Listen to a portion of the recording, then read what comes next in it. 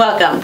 I'm certified nutritionist Mira Calton. And I'm Dr. Jason Calton. And you're here watching us on our new show, Treadmill Talk, where we are literally walking you through this week's nutritional headlines. How many times have you seen, I opened up a newspaper or gone on the internet and seen headlines like, vitamin E now causes cancer, and you're like, oh my gosh, I've been taking vitamin E for so long, and why didn't anybody tell me about it? So this is our opportunity to really look at these headlines, dig into the studies behind the headlines, and bring you the truth at home. And that's what we're going to do here today. And we are going to do, our first one is on vitamin E. It's on that very same thing you've seen all over, saying vitamin E causes prostate cancer or promotes lung cancer. That's been all over the television, internet, and we're going to get down to it. But before we can, why don't you start by giving them a little history of vitamin E so they can understand it fully? All right, so let's introduce you to vitamin E. First of all, vitamin E was first discovered way back in 1922. But when you think about it, that's not that long ago. The structure itself was really only found out and realized in 1938. And vitamin E was originally something in vegetable oil that helped with the reproduction in rats. So it was originally called factor X, or the anti-sterility vitamin.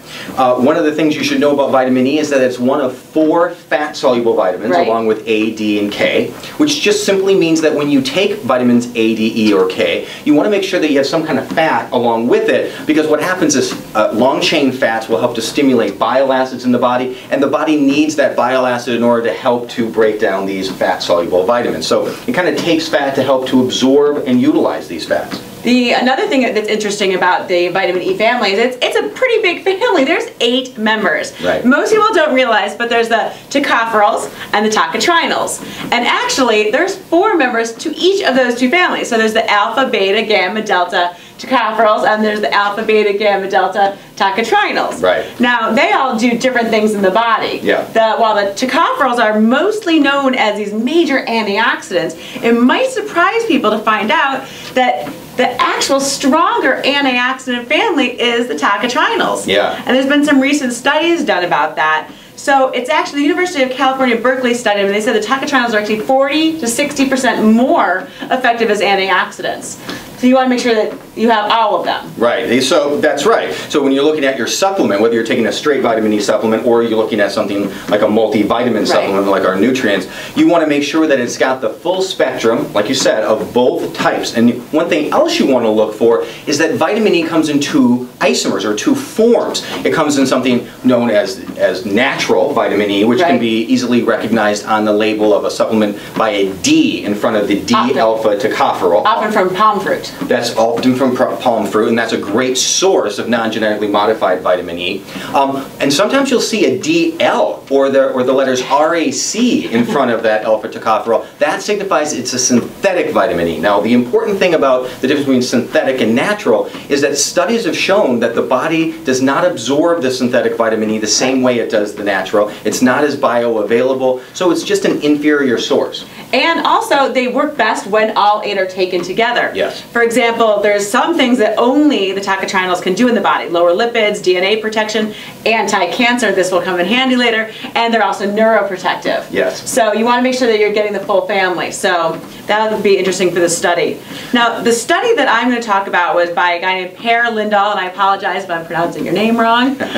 He's professor of biochemistry and cell biology at the University of Gothenburg in Sweden. And the study came out in the Science of Translational Medicine. Okay. And that was a study basically on vitamin E supplementation promoting cancer. Yeah.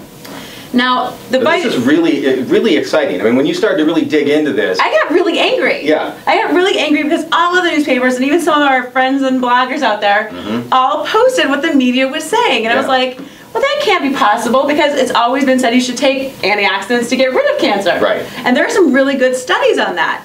So what I found out was the researchers, first of all, were doing this with mice. Okay. And they decided to use doses 5 to 50 times higher than the daily recommended amount for mice, because it appeared when human beings were supplementing with vitamin E, they were actually taking far more than they needed to. They were taking 4 to 20 times more, because most multivitamins put in way more vitamin E than they're supposed to. Right, or just vitamin E supplements. Oftentimes you see these big 400 IUs on the vitamin supplements. Now, just in case you don't know, the recommended daily amount, or the RDI, is only 30 IU. Right. 30 IU. Which is interesting, because this same study, when 30 IU was given, they actually found it decreased lung cancer by 20%. So this is the same study that came out and said that it increased lung cancer. Oh, that's what the media promoted. It increased. That's all anyone read. Right. But the truth of the matter is, when it was given at the right amount, it decreased it. How much was it given for when it increased it? How many? About how many IUs? We're talking. I think it's over 1,000 IUs. Yeah, wasn't it? exactly. It's a huge amount, 20 times greater. Yeah. And what kind was it? Natural or synthetic? It was synthetic. It was synthetic. And it wasn't all eight parts of the family. Right. They just isolated the one. Right. The DL. Right. Tocopherol. So they figured out why this is happening. Okay. And this is just kind of interesting to know. Yeah. Basically, when the body detects cellular DNA damage, like it would normally from cancer, right, it releases a tumor-suppressing protein called P53. Yep.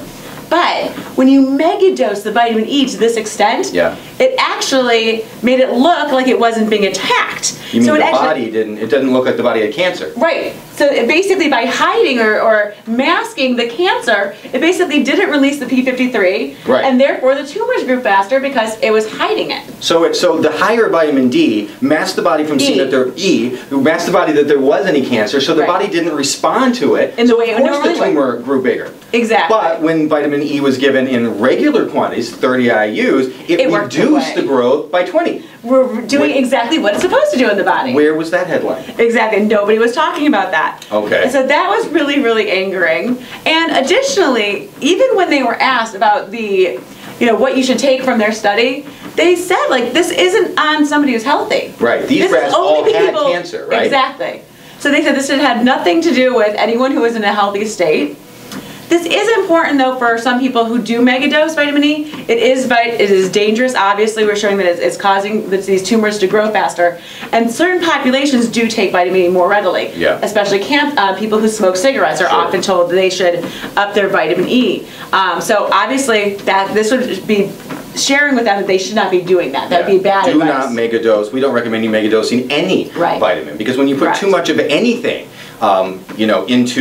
into the pack, then it's going to start to affect everything else in there as well. Right. And if they were studying, there are some really good studies on vitamin E that were protective to cancer. And in fact, they were just looking at the wrong part of the family altogether. Yeah. Because the gamma tocotrienols actually were found to decrease prostate tumors by 75%. And it's not by growth. They actually decreased the formation of the tumors altogether by 75%. Yeah. So that just shows you how protective this family can be. You need to make sure that you're getting the tocopherols and the tocotrienols in whatever supplement that you're taking. Now, quickly, I'll just dig into the other study, the one on prostate cancer. They both at the same time. It was really like a bash vitamin E month. Yeah, for some reason. I don't know why you bash the vitamin E. But so now this was from the Selenium and Vitamin E Cancer Protection Trial, the SELECT trial, published in the Journal of the American Medical Association back in 2011. And they concluded that dietary supplementation with vitamin E significantly increased the risk of prostate cancer among healthy men. So this is different. It wasn't with men with cancer. They looked at men who were healthy,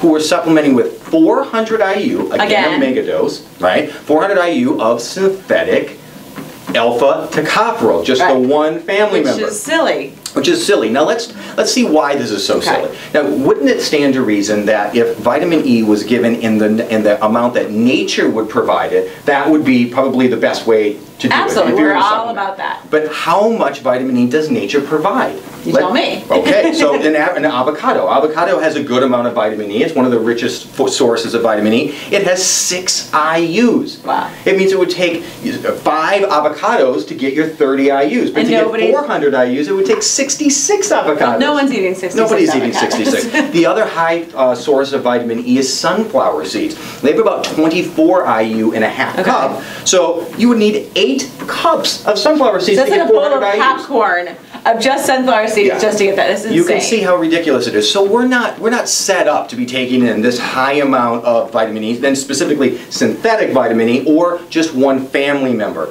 So I think that's basically our point here, is that vitamin E certainly does not cause cancer. What it did is it masked the body being able to send the signal that there was something going on, so that the body could send out that protein, correct, and both your studies show that when it was given in normal quantities, right, around 30 IU, it actually reduced the risk of cancer. Right. So that's the real headline. Vitamin E is an essential micronutrient. We want to make sure you're getting it in either in a straight supplement form or in your multivitamin every day. And then you're getting all 8 forms. Yes. And not synthetic.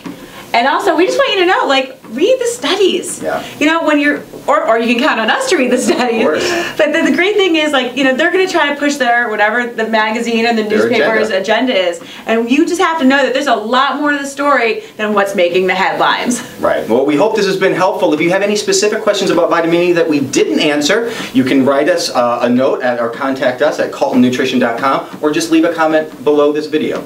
Thanks so much, and we'll see you next week. Next week on Treadmill Talk. Bye-bye. Bye.